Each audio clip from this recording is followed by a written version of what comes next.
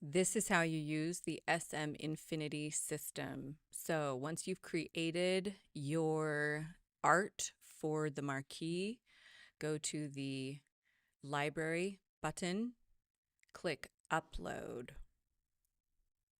Then you are going to drag your file right over here into this area or press the select and then find it through your files and press the start uploads.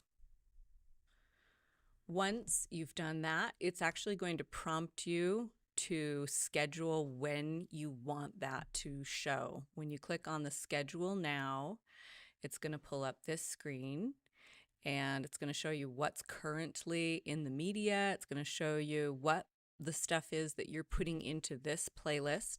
So it says the time that it's going to be playing for.